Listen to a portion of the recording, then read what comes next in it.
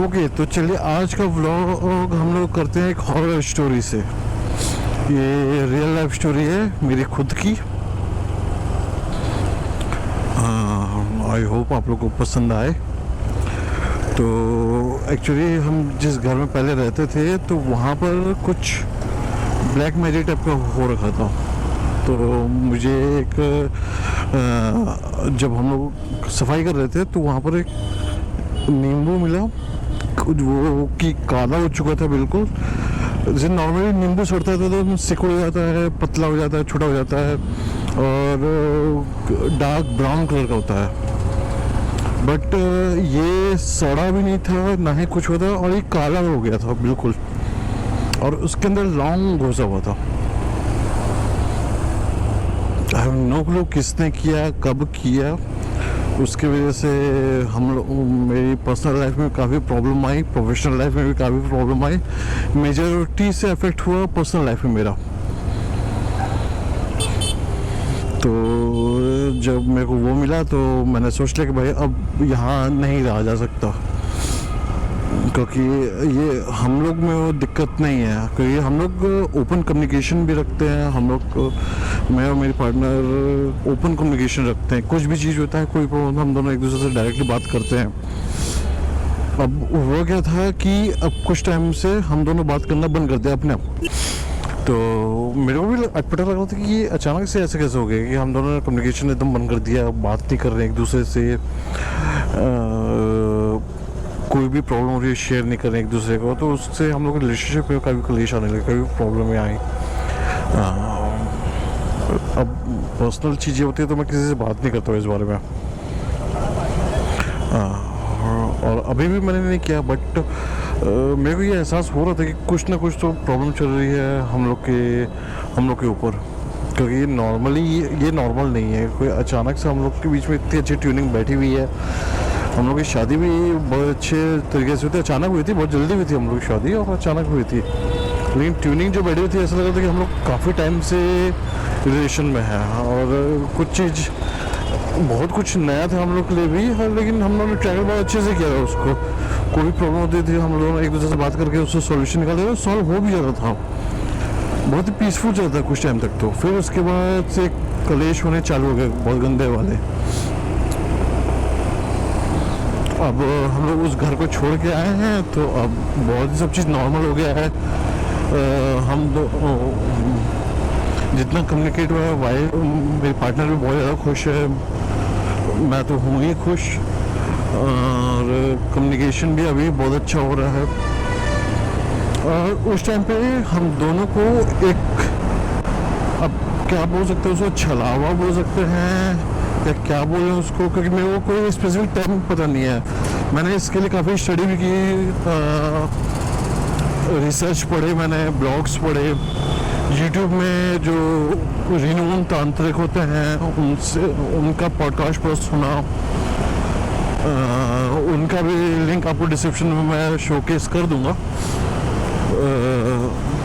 तो हुआ क्या कि एक बार मैं ऑफिस से घर आया, ठीक है, तो वहाँ पर जब मैं घर में घुसा तो जो मेरी डॉग है स्टेला, वो एक जगह खड़ी होके बस साहिबा को देख रही थी, और थोड़ा गुस्से में देख रही थी, यानी कि गुर्राने वाली आवाज़ में। जबकि मेरी जो पेट डॉग है स्टेला, वो नॉर्मली ऐसा करती नहीं है। वो साहिबा के साथ बहुत ही क्लोज रिलेशनशिप है उसका भी, बहुत ही अच्छी बॉन्डिंग है, और खाने के समय भी वो कभी गुर्राती नहीं है। तो उसको देखिए गुर्रा रही थी, मैं बोला चलो कोई बात नहीं, तो नॉर्मली है।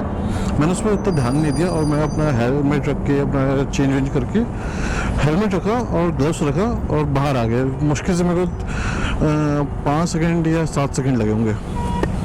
उतना देर में देखता हूँ कि जहाँ साहिबा खड़ी थी, यानी कि साहिबा उस समय किचन में खड़ी थी, बस खड़ी थी, वो कुछ कर नहीं रही थी, बस खड़ी थी। तो मैंने देखा कि वो वहाँ है ही नहीं, और शावर का आवाज़ आ रहा है। मतलब यार कोई भी इंसान हो, शावर में जाता है बिना प्रिपरेशन के, तो उसको 4 से 5 मिनट तो लग ही जाता है, कितना भी जल्दी कर दे। बड़े 4-5 मिनट था भी नहीं यार, मुश्किल से 2-5-6 सेकेंड्स होंगे। तो मैं घुसा हूँ और हेलमेट रखा और निकल आया बाहर। मैंने शावर चल रहा है, फिर मैंने उनको डोर नॉक किया, उन्होंने आवाज़ दिया, मतलब आप ठीक हो? तो उन्होंने हाँ मैं ठीक हूँ। मतलब कब से नहा रहे हो आप? मतलब घुसे हुए हो गए 15 मिनट। मतलब यार 15 मिनट से अगर ये घुसी है तो वहाँ कौन था?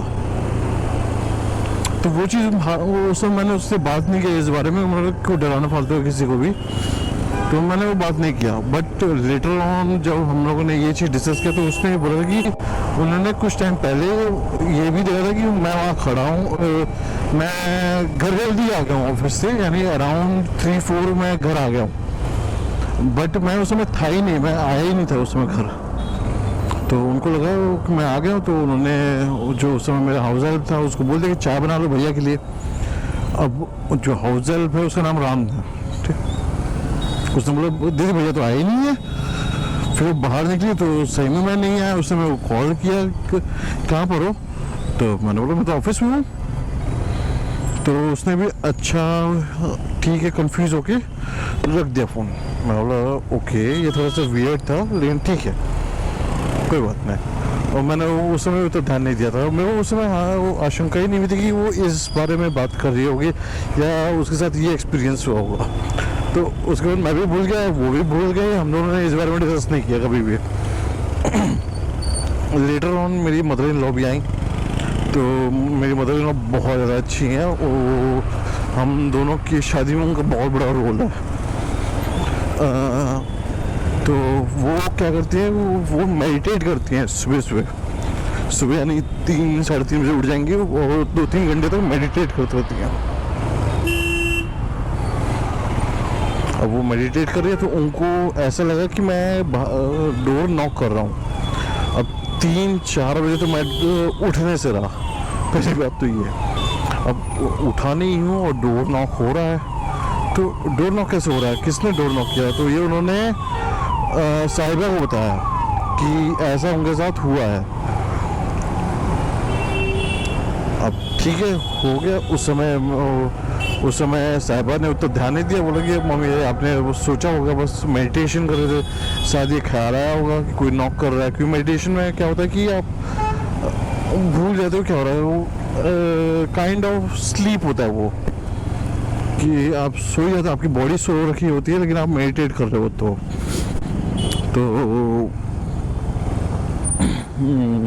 ये सीन हुआ। लेकिन जब फिर हम लोग को इस बारे में जब हम लोग डिस्कस किया तो ये पता चला कि यार ये कुछ नॉर्मल नहीं है। और डिस्कस तब क्या था, जब हम लोगों ने ये घर छोड़ा तो हम लोग बाहर निकले, कार से थोड़ी दूर गए हो गए, तो मैंने रियलाइज़ किया कि मेरे कंधे से कुछ बोझ उतर गया है।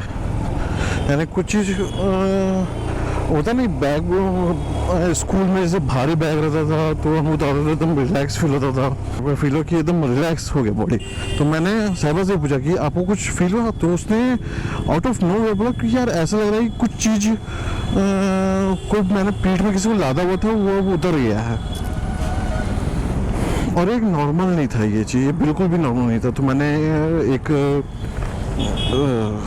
रिनोन पर्सन है उनसे कांटेक्ट किया, तो उन्होंने बताया बेटा तुम्हारे ऊपर तुम्हारे वाइफ के ऊपर किसी ने ब्लैक मैजिक किया हुआ था और एक जिन्नात और एक छलावे को तुम्हारे ऊपर छोड़ा गया था।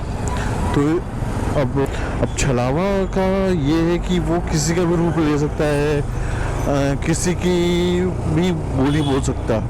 तो तब मैं रियलाइज़ किया कि मेरे को जो दिखा था, साहिबा को जो दिखा था, मम्मी जी को सुनाई दिया था, वो एक छलावा था।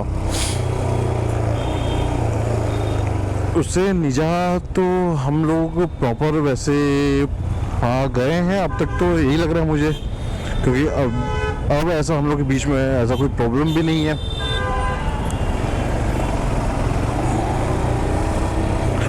वो बेसिकली हम लोगों ने घर छोड़ दिया तो उसी से तभी निजात पड़ा, क्योंकि जो ब्लैक मैजिक का चीज़ दिखा था मैंने उसे छुआ तक नहीं, टच भी नहीं किया, ना ही उसके आसपास के एरिया को थोड़ा भी डिस्टर्ब किया। क्योंकि वो बोला जाता है और बड़े बुजुर्ग बोल गए हैं कि अगर ब्लैक मैजिक हुआ है तो वहाँ पर जाने का नहीं। जैसे आप सड़क पे या चौक पे देखते होंगे कि नींबू और ये सब कुछ रखा हुआ है या मटका उटका रखा हुआ है, तो उसको प्लीज़ गलती से मत छूना। पर्सनल एक्सपीरियंस बहुत बुरा होता है वो। अब मैंने नींबू ही देखा,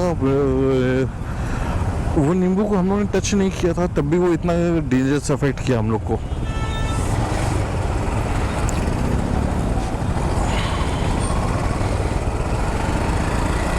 तो अब तो चीज़ें नॉर्मल हो गई हैं, अब हम दोनों के बीच में काफ़ी चीज़ें सॉर्टेड हो गई हैं, सब चीज़ नॉर्मली चल रहा है हम दोनों के बीच में। और आई होप ऊपर वाले की मर्जी तो आगे भी अच्छा ही चले। तो ये था मेरा एक हॉरर एक्सपीरियंस।